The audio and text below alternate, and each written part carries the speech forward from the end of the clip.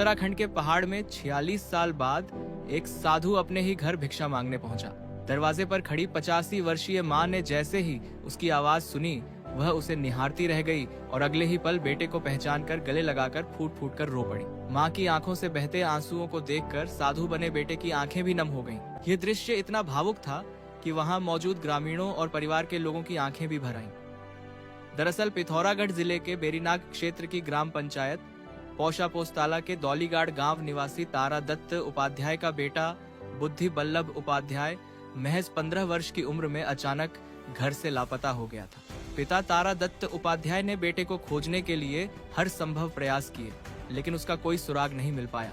समय बीतता गया और वर्ष 2005 में तारा दत्त उपाध्याय का निधन हो गया, लेकिन मां नंदी देवी ने कभी उम्मीद नहीं छोड़ी।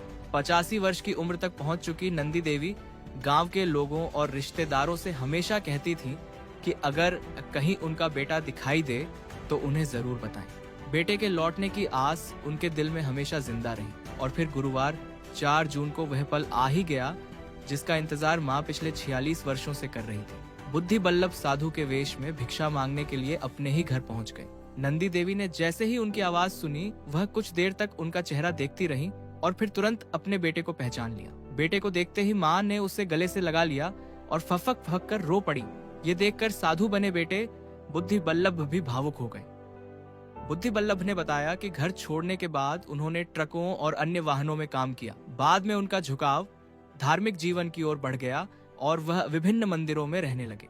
हरिद्वार से होते हुए वह राजस्थान के बीकानेर पहुंचे, जहां उन्होंने साधु जीवन अपना लिया और अपना नाम बदलकर बुद्धनाथ रख लिया। उन्होंने अपना पता भी हिमाचल प्रदेश का बताना शुरू कर दिया। वर्तमान में उनकी जटाएं 12 फीट से अधिक लंबी हैं। बुद्धनाथ ने बताया कि साधु परंपरा के अनुसार मां के हाथों से भिक्षा लेना आवश्यक माना जाता है, इसी कारण वह अपने पैतृक घर लौटे थे।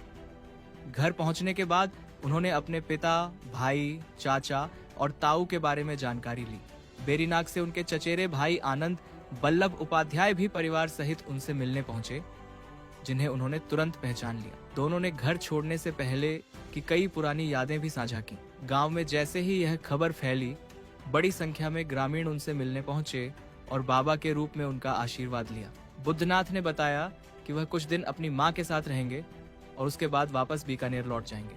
46 वर्षों के लंबे इंतजार के बाद मां और बेटे के इस मिलन ने एक बार फिर साबित कर दिया कि दुनिया में मां की ममता से बड़ा कोई रिश्ता नहीं होता और उसकी उम्मीदें कभी नहीं मरती। अपने मां और बेटे का रिएक्शन देखो दोस्तों, देख सकते हो।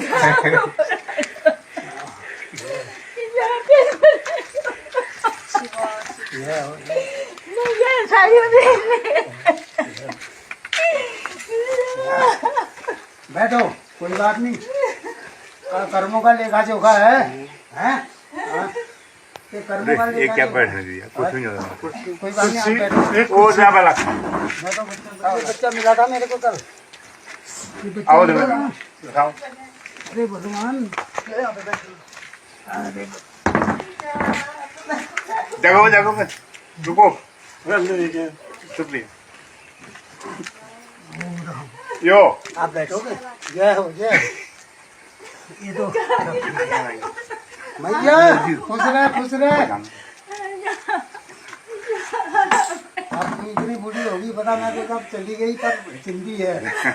हैं? हाँ, हम तो फकीर बन के घर में अच्छा हो गया। 7 जन्म में एक फकीर बनता है गाँव में, घर में तभी पार लगता है। एक मनुष्य जीवन कुछ नहीं है, रोते पीटते खाते पीते हंसते निकल जाएंगे, है ना। भजन भगवान का सबसे बड़ा है। हाँ, चलो तो जिंदगी है, ये बहुत है ना। बैठो तो कुछ सीखा बोला तुम। हाँ, अभी तेरे जीते जी कम से कम आ तो गए, हैं? नहीं तो मुश्किल था। फकीरी तो बहुत अनंत है।